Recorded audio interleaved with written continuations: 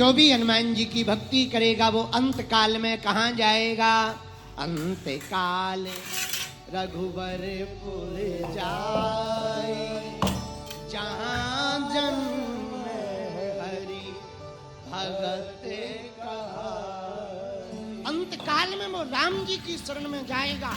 हनुमान जी राम जी के प्रतिनिधि के रूप में, राम जी के दास के रूप में, राम जी के दूत के रूप में है। भैया जो हनुमान जी की भक्ति करेगा वो राम जी के द्वार पर, राम जी के लोक में जरूर जाएगा। बोलो सीताराम, जोर से बोलो। और जहां जन्म, यदि मान लो जन्म भी हुआ हनुमान जी के भक्त का, तो दूसरे जन्म में जहां जन्म में हरि भगत कहाई। श्री राम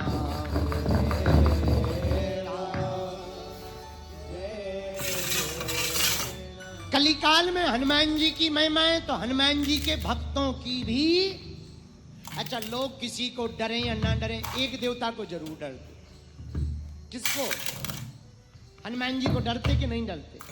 अच्छा, आदमी तो आदमी, भूत भी डरते हैं। जिंदा की तो छोड़ो, मरे भी किसको डरते हैं?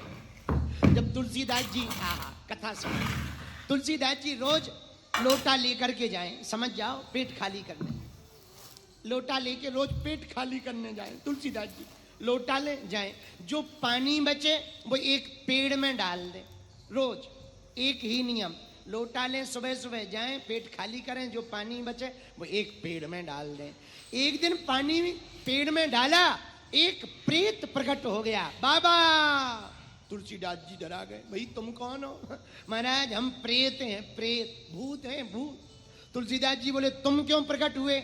बोले तुलसीदास जी हम इसी पेड़ में रहते हैं, इतने दिन से प्यासे थे, आपने पानी डाल डाल कर हमारी प्यास बुझा दी, मांगो क्या चाहते हो? तुलसीदास जी बोले हमें राम जी से मिलना है, रास्ता बताओ। भूत बोला राम जी से ही मिलवाते होते तो भूत बने होते। इतना ही जानते होते, इतने ही अच्छे होते तो क्या हम प्रेत बने होते, भगत ना बने होते, भक्त बन जाते। तुलसीदास जी बोले फिर हमें कुछ नहीं चाहिए। प्रेत बोला कुछ भी मांगो, हम तुम्हें मोहरे दे दें, सोना दे दें, चांदी दे दें, शक्तियां दे दें। तुलसीदास जी बोले हमें तो राम जी ही चाहिए। क्यों? तुलसीदास जी की आंखों में आंसू आ गए। अखियां हरि दर्शन की प्यासी, ये अखियां हरि दर्शन की प्यासी, निस दिन रहत उदासी।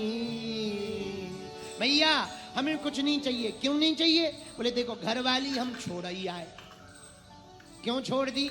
तुलसीदास जी बोले छोड़ दी, वो तो हमारी गुरु है, गुरु। तो प्रेत बोला कैसे गुरु है? बोले क्या बताएं, एक दिन घरवाली चली गई मायके, हम इतना प्रेम करते थे। अच्छा, नए नए विवाह के बाद प्रेम होता ही, जिसकी नई नई शादी हो तो सबसे पहले जब नई नई शादी होती ना तो घरवाली चंद्रमुखी लगती, लेकिन 2-3 साल शादी को निकल जाए तो फिर भद्रमुखी लगती। लेकिन 20-25 साल हो जाए, पैया पप्पू होए, तो जो पहले चंद्रमुखी लगती थी वही भद्रमुखी लगती, लास्ट में वही ज्वालामुखी लगती है। तुलसीदास जी बोले हमारी हुई शादी। प्रेत बोला किससे?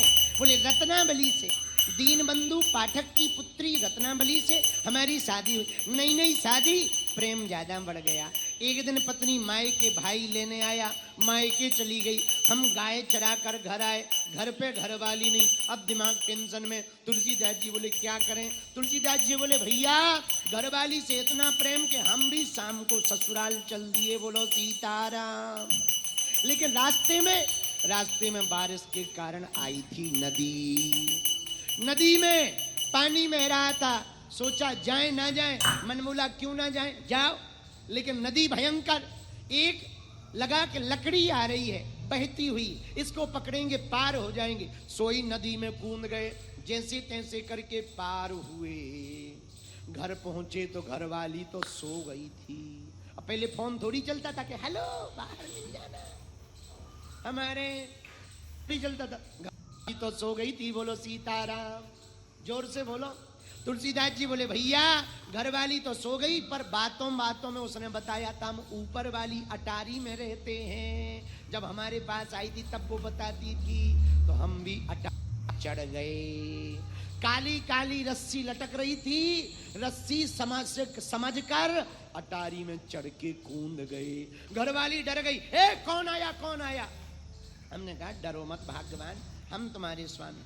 और ये जैसे ही उसने उजाला किया, दिया जलाई, तुलसीदास जी बोले देवी, तो पत्नी बोली स्वामी आप? तुलसीदास जी बोले क्या बताएं, तुम घर छोड़कर आई, अब हमारा मन तुम्हारे बिना लगता नहीं है। तो तुलसीदास जी को देख करके पत्नी बोली आए कैसे?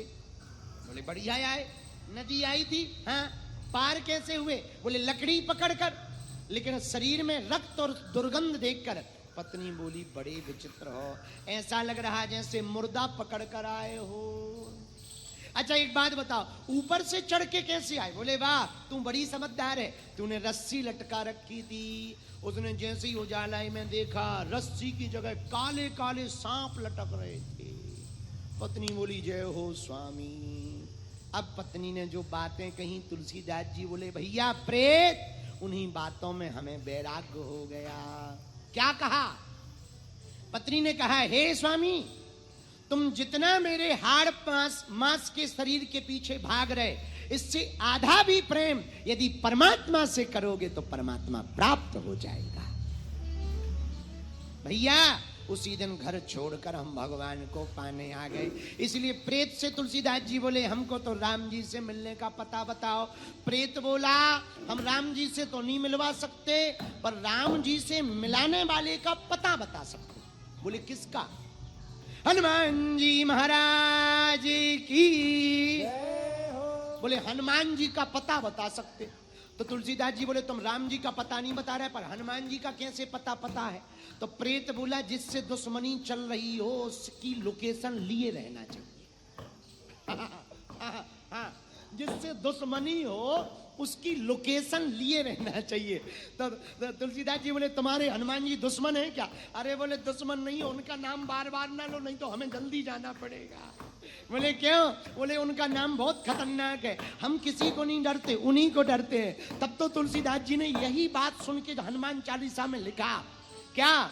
भूत पिशाच निकट नहीं आवे, भूत पिशाच निकट नहीं आवे, महावीर जब नाम सुनावे, महावीर जब नाम सुनावे, भूत पिशाच निकट नहीं आवे, भूत पिशाच निकट नहीं आवे, महावीर जब नाम सुनावे, महावीर जब नाम सुनावे। श्री राम जय राम,